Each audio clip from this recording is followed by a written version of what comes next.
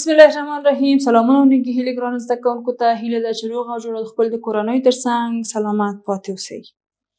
بیا هم د تاسو د کورونو ښوونکې زینب حمیدي تاسو په چوپړ کې دلته حاضره ده د خپل د ننني لوست ته تاسو ته ښه راغلاست وایي. ګرانو زده کوونکو، د تاسو بیا هم دریم ټولګی ریاضي مضمون دی چې پښتو ژبه تاسو ته دلته درس درکول کیږي چې د تاسو عنوان دی د پوښتنې دویمه برخه. څنګه چې تاسو په خپل مخکیني لوست کې د پوښتنو چې کوم د درس یا د تاسو د عنوان د 0 نه تر 10,000 پورې د لوست او د لیک اړوند درس و، نو د هغې اړوند تمرین تاسو لومړۍ برخه کار وکړه. او هیله ده چې تاسو به هغه تمرین پوښتنې لومړی به مو خپله همغه پوښتنې په کتابچو کې لیکلي وي او بیا به مو هم ځوابونه په منظمه توګه په خپلو کتابچو کې رسولي وي. او څنګه چې د تاسو د کورنۍ دنده د څو اعدادو په عباراتو لیکل ول په جدول کې د هغې د مراتبو ویشل و تاسو هم ترسره کړي وي، چې چیرې تاسو ښوونکي تاسو نه پوښتنه وکړي نو تاسو په کتابچو کې به دغه سوالونه هم لیکل شوي وي. بیا هم راځو د خپل د نن لوست چې د پوښتنې دویمه برخه ده یو ځای یې سره حلو. تاسو 4 سوالونه یا 4 پوښتنې ځواب کړل په خپلو کتابچو کې. بیا هم اوس یې کولی شو چې د هغې پوښتنو دویمه برخه چې 5م پوښتنه دلته راځي مونږ حل کړو. تاسو به لومړی دغه عبارات لولئ او بیا به یې هم د هغې جواب ورکوئ. یعنې د تاسو 5مه پوښتنه دلته ویل شوې 8929 په رقم سره ولیکئ او رقمونه یې په لاندې جدول کې په اړوند مرتبو کې ولیکئ. نو انشاءالله اوس خو به تاسو ته ډېر اسانه شوي ځکه چې موږ په 4 مختلفو طریقو باندې د اعدادو لوست او لیک زده کړل. لومړی موږ څه کول؟ هغه په ارقامو لیکل، بیا مو په مراتبو ویشل او د لا نور تمرین دپاره موږ په دغې چوت کې په عملي توګه سره هغه کارول. اوس څنګه چې زه دلته تاسو ته مرحله په مرحله د دغې پوښتنو ځوابونه کاروم، تاسو یې کولی شئ چې په همدغې مراحلو په تعقیبولو په خپلو کتابچو کې ولیکئ. نو انشاءالله چې تاسو به هم د خپل کتابچې پنسلونه او کتابونه د ځانه سره لرئ. نو اوس موږ هم د خدای په نامه د خپل دغه 5م سوال د حل پیل کوو. موږ ته ویل شوي چې 5م سوال 8929 8929 په ارقامو یې ولیکئ. موږ په رقمونو یا اعداد مو ورته ولیکل. بیا هم موږ ته جدول راکړل شوی او ویلي دي چې په دغه اړوند مرتبو کې اوس تاسو وویشئ یا یې هم ولیکئ. نو ګرانو زده کوونکو، بیا هم موږ ویل چې د یو عدد د پیژندنې دپاره موږ باید 3 پوښتنې ځوابولی وشو. لومړۍ پوښتنه دغه عدد ونوموئ. نو د موږ ځواب به څه وي؟ 8929. دویم سوال موږ نه کیږي چې دغه څو رقمي عدد دی. موږ وایو چې 4 رقمي عدد دی ځکه چې د 4 ارقامو نه یا مراتبو نه جوړ شوي. که بیا موږ ته وویل شي چې تاسو کولی شئ دغه عدد په مراتبو کې وویشئ، هو بلکل، ولې نه؟ یویز یې 9 دي نو موږ دلته لیکو 9. لسیز یې 2 دي، موږ د لسیزو په خانه کې لیکو 2. سلیز یې دلته 9 دي، موږ دلته د سلیزو په مرتبه کې لیکو 9. او زیریز یې دلته یا 4م رقم چې 4م یا د زیریزو مرتبه راځي هغه کوم عدد دی؟ 8. بلکل ګرانو زده کوونکو، تاسو خو یې اوس انشاءالله چې حتی تاسو به د ما نه مخکې هم دغه عدد په خپلو کتابچو کې وخته لا حل کړي وي. تاسو دغه کتاب کې چې کومه پوښتنه شوې موږ لومړی هغه عبارات په ارقامو ولیکل، بیا مو دغه ارقام په مراتبو وویشل. 6مه پوښتنه انشاءالله چې تاسو 5مې پوښتنې سره هیڅ کومه ستونزه نه لرئ او اوس یې کولی شو چې ټول سره یو ځای د خپلې 6مې پوښتنې لور لاړ شو. 6مه پوښتنه عبارت ته ښه دقیق غوږ شئ ګرانو زده کوونکو.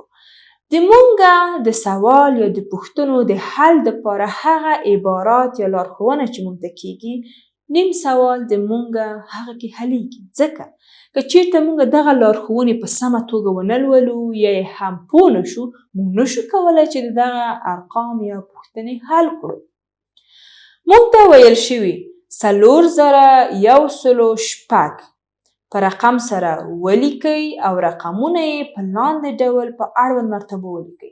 څنګه چې موږ دلته 5م پوښتنه ځواب کړه په عین ډول باندې موږ 6مه پوښتنه هم ځوابوو خو په یو مختلف یا جدا عدد سره. موږ عدد څو دی؟ 4016. 4016. عدد مو کوم عدد دی؟ 4016. څو رقمي عدد دی؟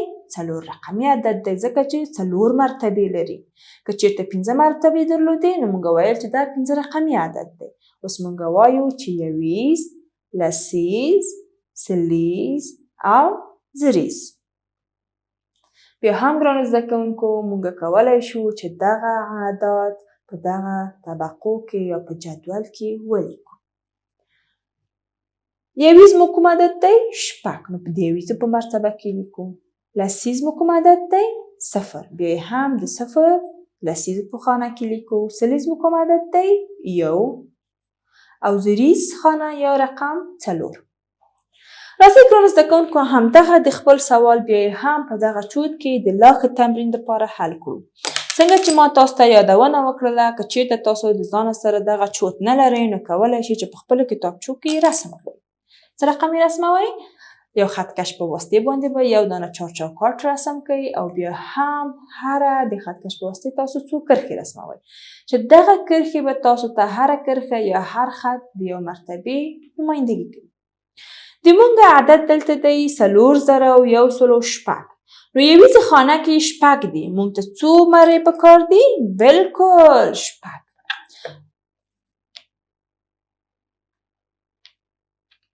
1 2 3 4 5 6. لسیزو کې 0. سلیزو کې 1. او په زریزو کې 4. 1. انشاءالله چې تاسو هم د ما سره یو ځای لولئ. 2 3 4. اوس څنګه چې ګرانو زده کوونکو تاسو ګورئ یویزې خانه کې څو دي؟ 6. په لسیزو کې 0 یعنې هیڅ مرې موږ نه دي کارولی. په سلیزو کې دلته 1 او په زریزو خانه کې 4. نو موږ دغه عدد په څو طریقو باندې بیا هم ډېر ښه لوست او لیک وکړ. 8مه پوښتنه د موږ ده 8796. 8796. بیا هم ویل چې په ارقام یې ولیکل چې موږ ولیکل او د جدول او رقمونه یې د جدول په اړوند مرتبو کې ولیکئ. یعنې هره مرتبه په خپله خانه یا مرتبو کې لیکل کیږي. یویز یې 6. لسیز یې 9. سلیز 7 او زریز 8. څنګه یې لولو؟ 8796. په همدې ډول باندې موږ ته 8مه پوښتنه شوې چې موږ ته ویلي 9090. 9090. موږ دغه عدد په جدول کې هم لیکلی شو. یویز یې 0. لسیز یې 9. سلیز یې 0 او زریز یې 9. 9090. ډېر ښه ګرانو زده کوونکو. 9999. 9999. د جدول په اړوند مرتبو کې ولیکئ او هم د 8 1 او 9 ګڼو پوښتنو د مرتبو په منځ کې توپیر په خپلو کتابچو کې ولیکئ. یعنې موږ دلته یویز 9 لسیز 9 سلیز 9 او زریز هم 9. 9999. او موږ ته یې ویلي دي چې د 8 1 او 9 ګڼو پوښتنو د مرتبو په منځ کې توپیر په خپلو کتابچو کې ولیکئ. یعنې دغه 8م سوال د 9م سوال سره څه توپیر لري؟ ګرانو زده کوونکو څنګه چې موږ ولیدل د هر اعدادو توپیر د هغې د ارقامو د لیکلو په لاره کې یعنې څنګه چې موږ یو عدد لیکو دلته نو موږ د دغې ارقامو د پیژندلو سره موږ د دې توپیر کولی شو یعنې که چېرته موږ دا په خپلو مراتبو کې ولیکو نو موږ ویلی شو چې دغه اعداد موږ څنګه لولو. نو انشاءالله چې دا هم د تاسو د پوښتنو دویمه برخه وه او په ډېره ښه توګه مو زده کړي وي. بیا هم پرته له دې چې تاسو به دغه پوښتنې په منظمه توګه په خپلو کتابچو کې لیکئ او د هغې ځوابونه به هم په خپلو کتابچو کې رسوئ، د تاسو کورنۍ دنده هم شته ده. تاسو کورنۍ دنده یې دلته تاسو ته ویلي دي څرنګه چې د 9 په عدد باندې د یو عدد ورزیات شو د 100 عدد په لاس راغی. که چیرې د 999 په عدد باندې یو عدد زیات شي کوم عدد لاسته راځي؟ یعنې تاسو به د دغې ځواب څه کوئ؟ په خپلو کتابچو کې به لومړی دغه سوال یا پوښتنه لیکئ او بیا به هم د هغې نه بعد د هغې جواب لیکئ. یعنې د تاسو د کورنۍ دنده ډېره ښه اسانه ده. تر دې چې تاسو دغه پوښتنې ځواب کړئ نو زه اطمینان لرم چې تاسو به د خپله کورنۍ دنده هم پرته د کومې مرستې په خپلو کتابچو کې لیکلی شئ. خو بیا هم که تاسو ته کومه ستونزه وي په راتلونکي کې زه تاسو ته ځواب هم وایم. یعنې د تاسو کورنۍ دنده همدا ده چې که چیرې 999 سره یو عدد زیات شي کوم عدد لاسته راځي؟